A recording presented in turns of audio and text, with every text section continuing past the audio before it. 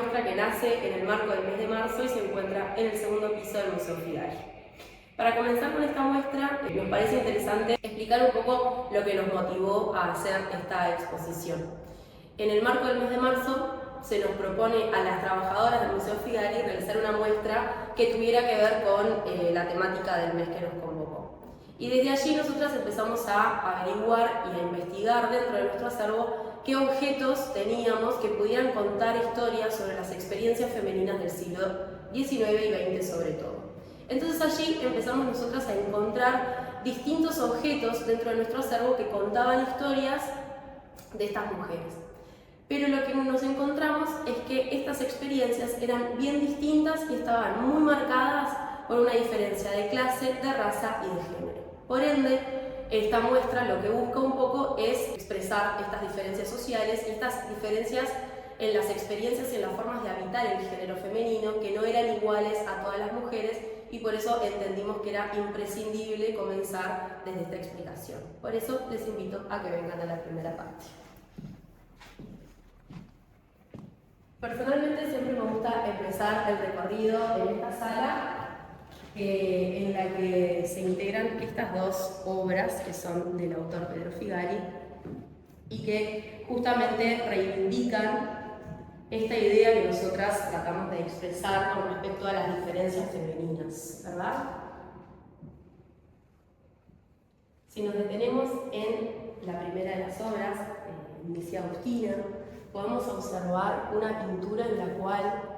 las diferencias de raza están sumamente evidenciadas en lo que es la vida de fines del siglo XIX. En este Uruguay, que fue un país esclavista, las mujeres negras tenían un rol dentro del hogar que estaba sumamente establecido por su raza. Y tiene que ver con actividades sobre todo domésticas, pero también actividades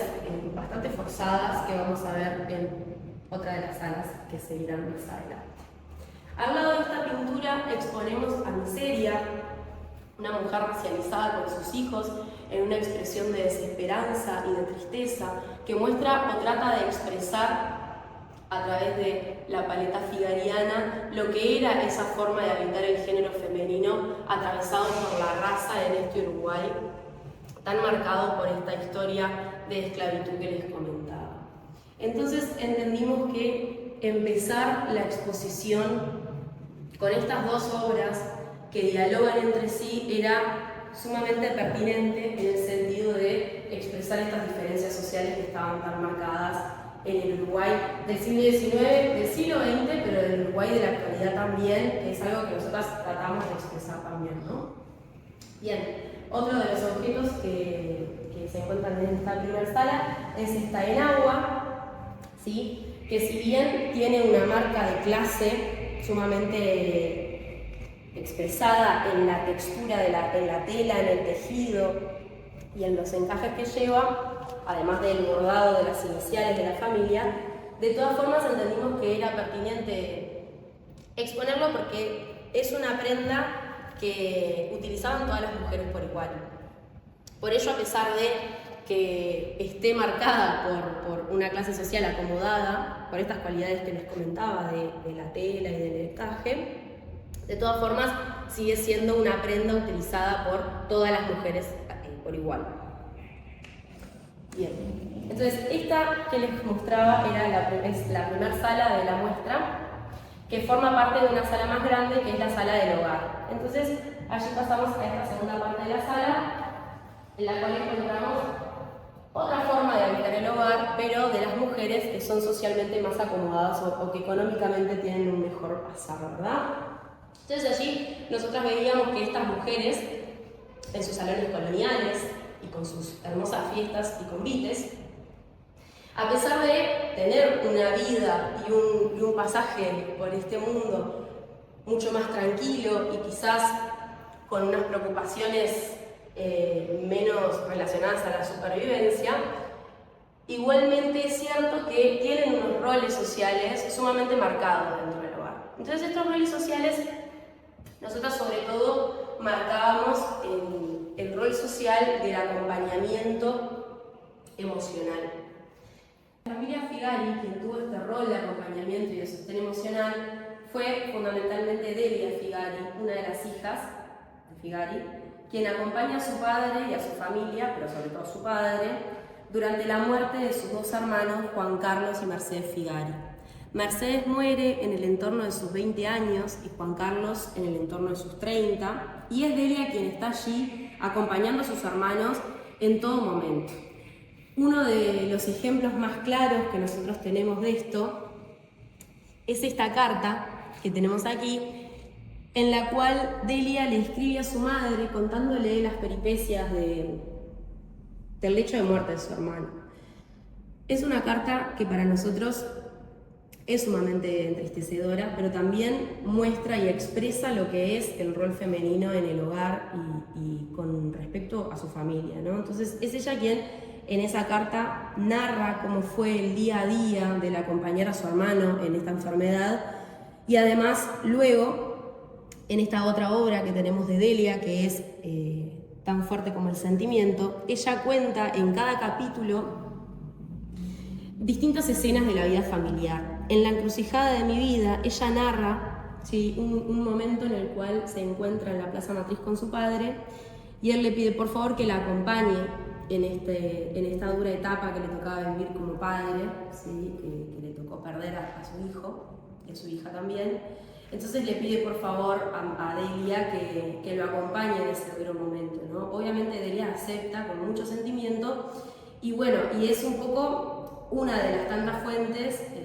en torno a Delia Figari concretamente, que nos da la pauta de este rol social que tenían las mujeres dentro del hogar, que era acompañar. No solamente los vemos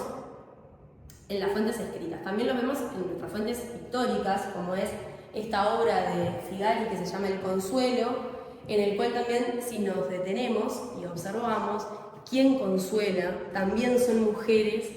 las que tienen asignado este rol de acompañar en el dolor y en la tristeza, ¿no?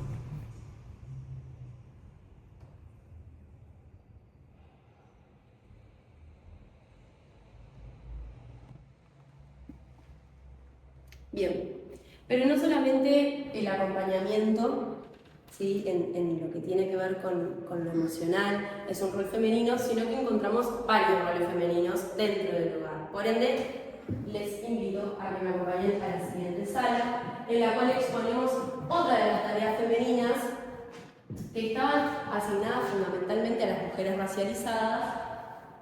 y que era de las tareas más duras que les comentaba hace un rato cuando analizábamos Misia Agustina y Miseria, ¿sí? Entonces, una de las salas entendimos que era pertinente asignársela o dedicársela a las lavanderas, que fueron mujeres cuyo rol en la sociedad era imprescindible, pero también era sumamente olvidado, ¿sí? Entonces, acá un poco lo que quisimos hacer fue representar en escena lo que era el trabajo doméstico y lo que era sobre todo el trabajo de las lavanderas, que era un trabajo sumamente duro, y además de ser un trabajo sumamente duro, era un trabajo racializado, ¿sí? Entonces aquí lo que nos atrevimos a hacer fue a exponer una escena de la bandera y de la lavandería. Exponemos una de las obras de Figari, que cuenta también esta experiencia femenina, en la cual vemos mujeres cargando sobre sus espaldas los grandes sacos de ropa y muestra un poco lo que es ese arduo trabajo, ¿verdad? No solamente en la forma en la que lo pintan, los colores, en la sensación de peso que dan esos sacos de ropa, ¿no? Y acá integrábamos también, como para seguir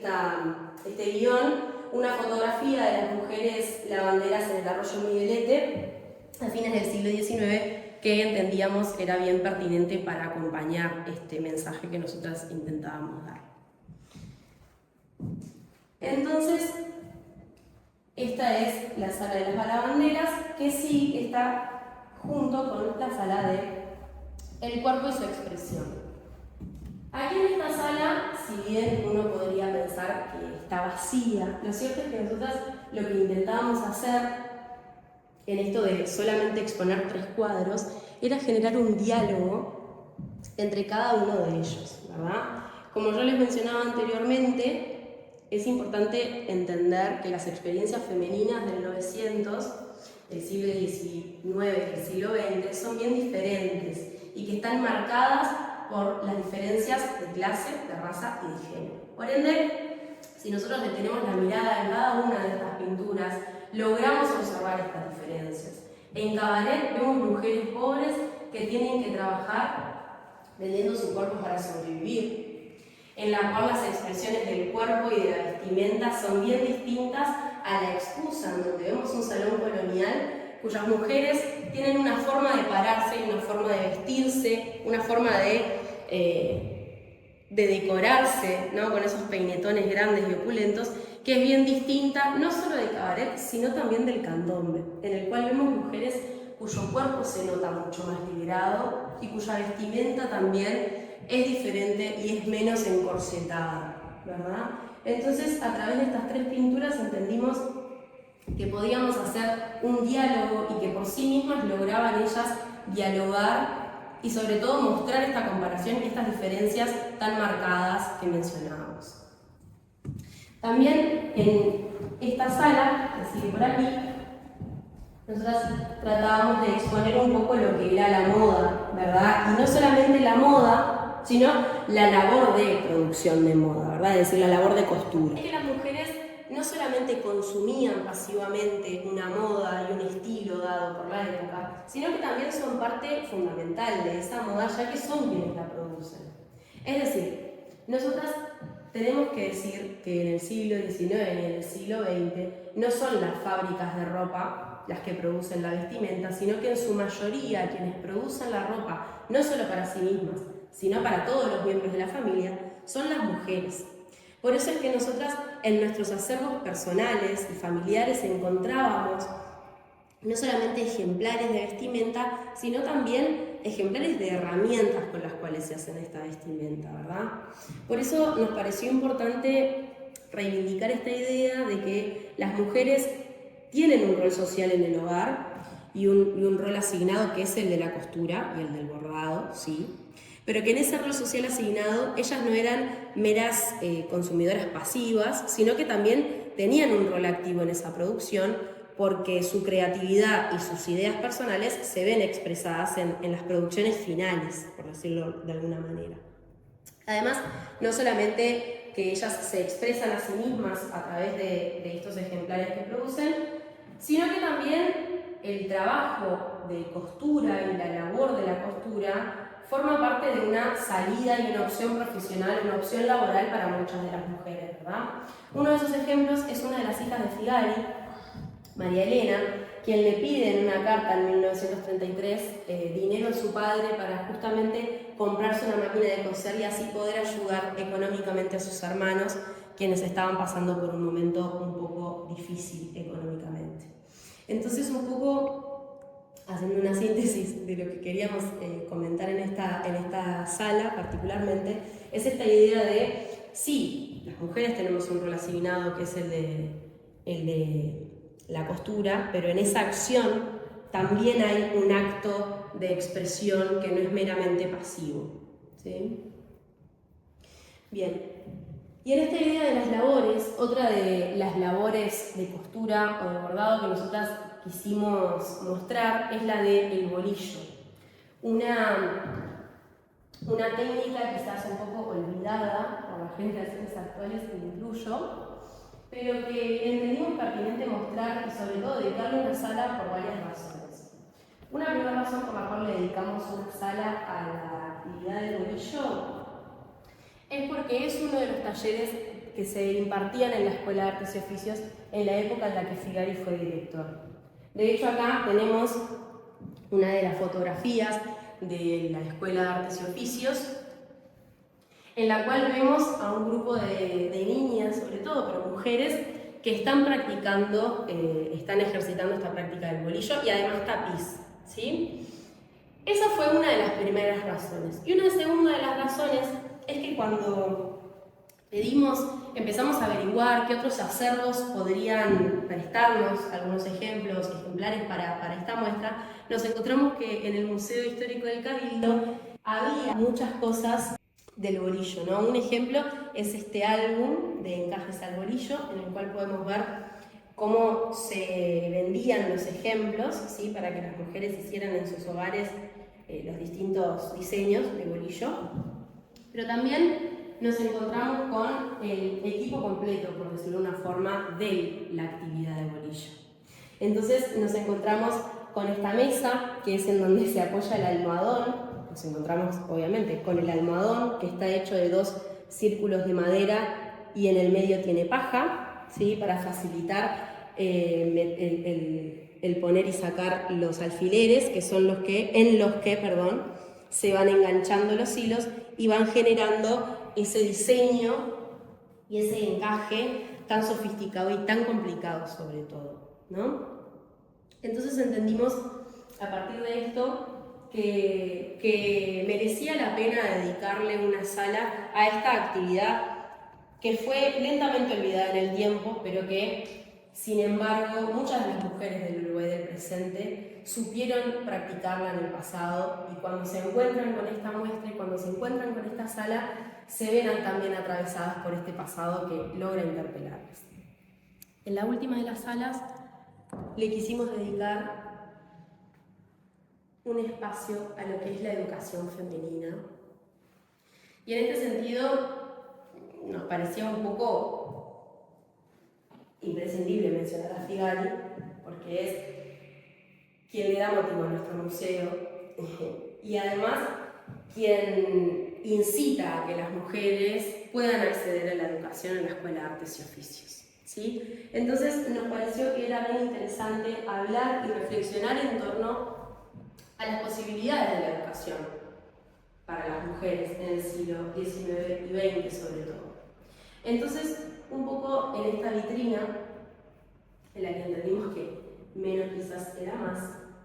ponemos de alguna forma distintas formas o distintas maneras de educar a las mujeres, ¿sí? Una de las formas es a través de la educación formal institucionalizada y otra de las formas es a través del hogar. Entonces, este es uno de mis ejemplares favoritos, que es un bordado en el cual se borda un abecedario y es producido por una niña cuya edad es de 6 años, ¿sí? Que se puede leer eso bien claramente en su propio bordado. Entonces, esta es una forma de alfabetizar a las niñas,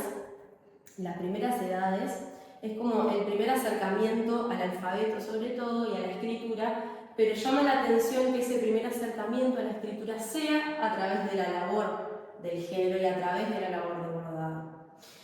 Otro de los ejemplos que nos parecía o que nos resulta bien interesante y que de alguna forma habla de esta educación femenina en el centro del hogar son estas tijeras que pertenecieron a la madre y a la hija. Está la madre y está la hija, que se muestra bien en el tamaño, ¿verdad? Entonces, un poco nos daba la pauta de lo que es esta educación femenina, pero en el hogar. Este ejemplar también resulta sumamente interesante porque es un ejemplar de trabajo de la Escuela de Artes y Oficios, de la UTU,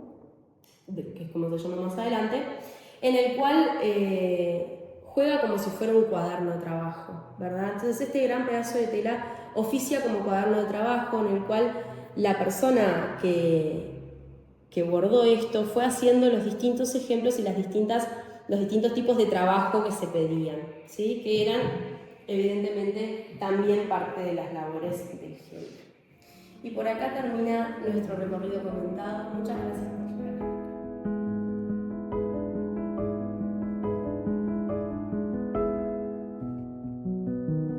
Durante los meses de marzo, abril y mayo, desde el área educativa del museo, se realizaron varios recorridos y talleres con niños, niñas y adolescentes de instituciones educativas que a través de una propuesta con unas tarjetas diseñadas para la ocasión, se les invitaba a dialogar en torno a la temática de cómo vivían las mujeres a finales del siglo XIX y principios del XX. Nos visitaron otros grupos, además de esos niños y adolescentes, de personas adultas, como por ejemplo la Asociación Escultura, el colectivo de mujeres migrantes, denominado Mujeres de Todos Lados, y el grupo de cerámica del Museo de la Memoria, bueno, entre otros grupos.